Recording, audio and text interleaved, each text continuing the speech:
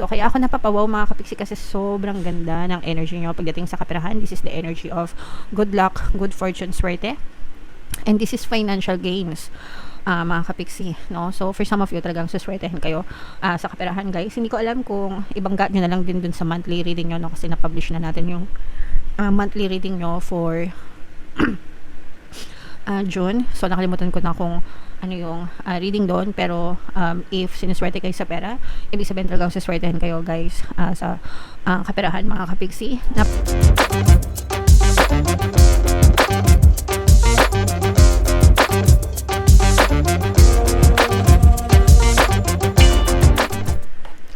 Hello guys, hello Aries, welcome back to Pinoy Pixie Tarot. Ang pamagatang episode natin for tonight is OOTM, Oracle of the Month, para ngayong May to June, mga kapiksi, para sa Aries, Sun, Moon, Rising Sign, and Venus. So yung ating new moon, mga kapiksi, excuse me, yung ating new moon, guys, ngayong May ay sa May 26. Tapos yung next na new moon naman, mga kapiksi, ay sa June 25, guys. So ang reading na to ay para sa period na yan. And yeah, so by the way, mga kapiksi, sa mga naghahanap ng mga pampaswerte na lucky charms, lucky bracelet, lucky crystals, may mga items dun sa description box nitong video. Click nyo lang yun, pwede nyo i-check yung mga items na gusto nyo, tapos diretso check out na, mga kapiksi. So, ito yung moon message para sa inyo, guys. Your dreams need a practical plan. So, hindi lang puro dasal, mga kapiksi. Kailangan natin pagplanuhan, no? Yung gusto natin mangyari sa buhay natin, yung mga pangarap natin, yung mga desires natin. Pinagpaplanuhan din yan, mga kapiksi. And sinasabayan ng positibong mental diet. So, syempre, una, dasal. Prayers and affirmation, 'di ba? Ipagdasal nyo yung mga bagay na gusto nyo. Pangalawa, yung action. Kasama sa action, guys, yung paggawa ng practical na plano, no? Excuse me. Para makuha nyo yung mga desires nyo, mga kapiksi. And of course, sinasabayan ng positibong mental diet, guys, no? Para yung positibong mental diet, guys, parang ano yan, pag-apak nyo sa gas, no? Kung kayo ay nagdadrive, diba? Pag nagdadrive kayo ng kotse, hawak nyo manibela, diba? Tapos cambio, tapos kung hindi nyo aapakan yung gasolina, hindi naman aandar din, diba? So, yeah. Kailangan yung positive mental diet, dapat inaapakan nyo yung gasolina para umandar yung kotse nyo, mga kapiksi. So, yung positibong mental diet, it will lead you to your destination, guys. Kaya, importante yung pagkakaroon ng positibong mental diet. So, attune to the moon, guys. Write down 10 things that you know are wonderful about you. So, ito yung mga strengths nyo, guys. Dapat sinusulat nyo yan, no? Deserve ko tong trabaho na to kasi masipag ako, magaling ako, matyaga ako, matiisin ako, diba? Yung mga ganun, guys, no? Kung ano yung 10 things or more than 10 things pa, whatever. Pero positive self-talk yung ibig sabihin nito. And kausapin nyo yung sarili nyo in a positive way. Huwag nyong tingnan yung mga shortcomings nyo or yung mga weaknesses nyo. Kasi lahat tayo, meron tayong strengths and weakness, no? Yung strengths natin, syempre yung mga magaganda sa atin, and yung weakness, yun yung mga nega. Syempre sa buhay natin, dapat hina-highlight natin palagi yung strengths natin, and yung weakness natin, nire-revise natin, in-overcome natin, mga kapiksi. Okay? Additional meanings for this card, guys. Laziness could explain your current situation. If so, change that and own it. Baka tamad-tamad kayo, guys, no? Baka tamad-tamad hindi lang sa pagkilos. Yung iba, masipag ngang kumilos pero tamad namang magdasal. Tamad naman mag-positive mental diet. Puro nega yung iniisip, no? Masipag magnega. Hindi masipag mag-positive, di ba? So, wag ganun, guys. Kailangan masipag kayo sa lahat ng aspeto, no? Para sumakses kayo sa buhay, mga kapiksi. Chasing money doesn't work. You need to change a dream, mga kapiksi. Wag puro pera.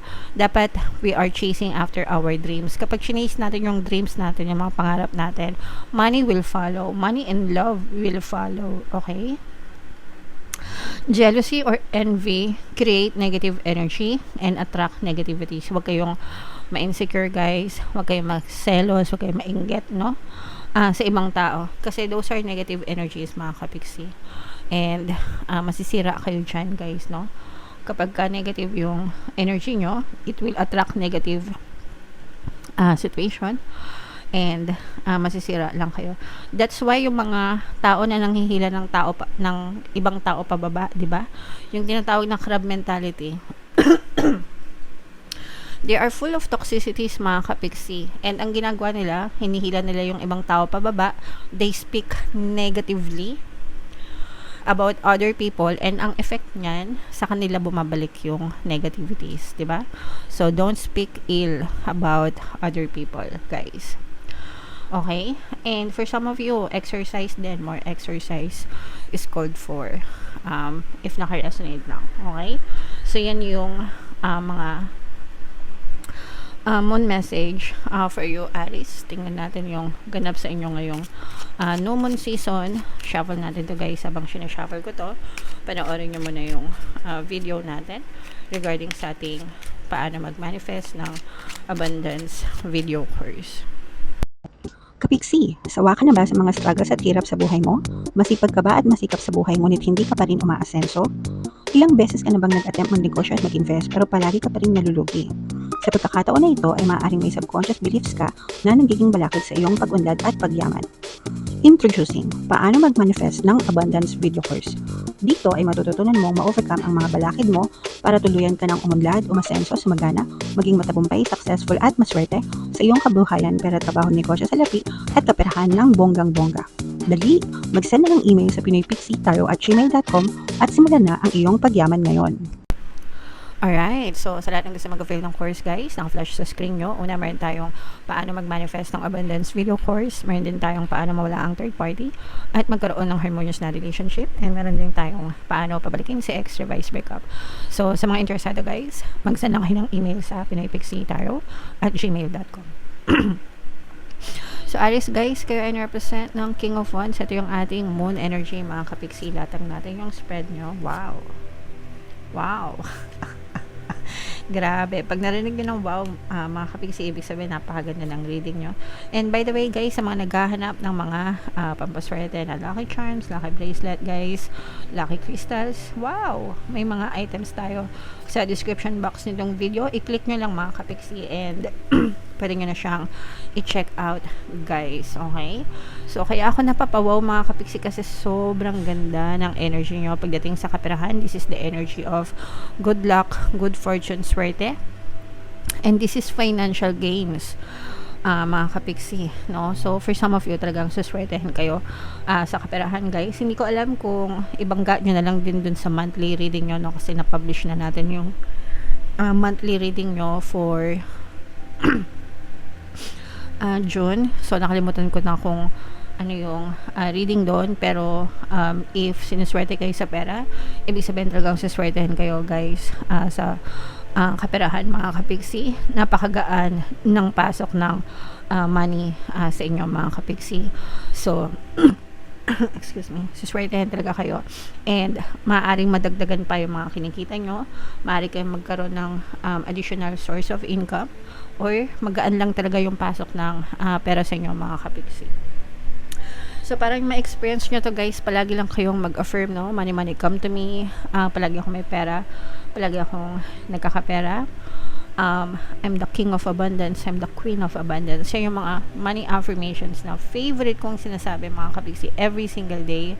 Kaya talagang hindi ka na may stress sa pera, mga kapiksi.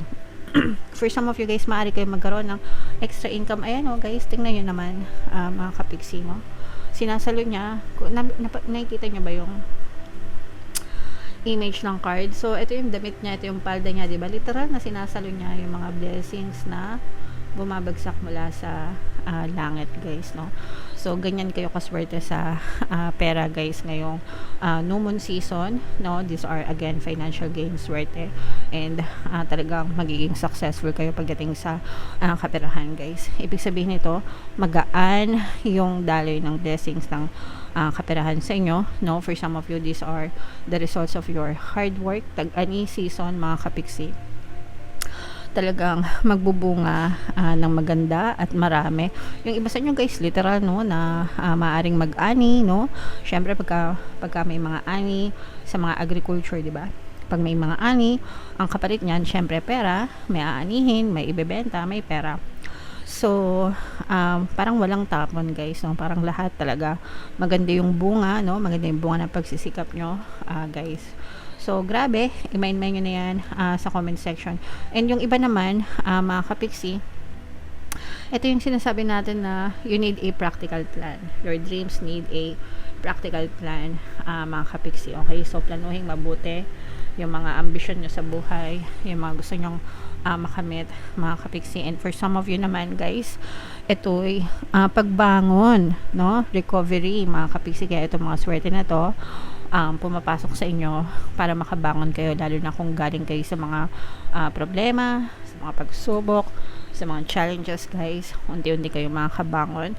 So bangon lang ng bangon, mga kapiksi. Okay? Grabe, i-mind nyo na lahat yan guys. Mind, swerte, good luck with fortune, financial gains, magandang bunga, pagpasok ng pera, di ba? Magandang tag-ani, yan, i-mind nyo na lahat. Recovery, i-mind nyo na sa comment section. Angel number 777 guys, so check nyo yung ibig sabihin yan. Baka may additional na mensahe sa inyo ang inyong mga anghel gabay. And bukod pa doon guys, no, bukod pa doon sa magagandang swerte na sinabi ko, maaari din kayong magkaroon pa ng mga possible na opportunities, no? Magagandang opportunities na itong mga opportunities na to guys, maaaring magdala ng magandang pagbabago, magandang daloy ng swerte sa buhay nyo. Parang pwedeng dito magsimula yung kasi nga yung iba sa inyo, di ba, nakaka-recover. So, unti-unti magbabago yung takbo ng buhay nyo. And pag sinamantala nyo itong opportunities na to, para magdadala din siya ng positive changes. Yung iba guys, mag-ingat kayo sa pagpapahiram ng pera, mga kapiksi. Yung iba sa inyo, parang meron kayong conflict with another person pagdating sa pera. So, pwedeng may mangungutang sa inyo tapos hindi kayo babayaran o kaya tatakbuhan kayo, mga kapiksi. So, maaaring masira pa yung relationship nyo. So, okay lang naman guys na magpahiram ng pera or tumulong, pero kailangan pinipili nyo rin, di ba? Umiwas kayo dun sa mga mapang-abuso. O kaya naman, wag nyong ipahiram lahat, di ba? So, let's say for example, may nanghihiram 5K, masyadong mabigat sa'yo yung 5K kasi ipon mo yun, tas, o kaya may pinaglalaanan ka rin, di sabihin mo, Mars, hindi ko kaya yung 5K, baka pwede 1K lang o kaya 500, diba? At least kahit papano nakapagbigay ka, nakatulong ka, and hindi naman ganun kabigat sa iyo din, mga kapiksi. So, hindi mo rin, kumbaga wag mo rin pasanin yung bigat ng kahirapan nila or pamumuhay nila na to the point na ikaw naman yung magsasuffer para lang makatulong sa kanila. So, dapat may limitation din and i-balance nyo rin, mga kapiksi, kasi may negative impact din yan sa inyo guys. Okay? So, yeah. Comment down below, mga kapiksi, if feeling nyo naka-resonate kayo. And again, guys, yung mga pinapamind-mind ko sa inyo, i-mind nyo na, guys, sa comment section. For more tarot readings, guys, ito yung playlist nyo. Ito naman yung ating success stories ng paano mag-manifest ng abundance video course. Thank you for liking, sharing, and subscribing. See you next time, guys. I love you all. Have a nice day. Bye-bye.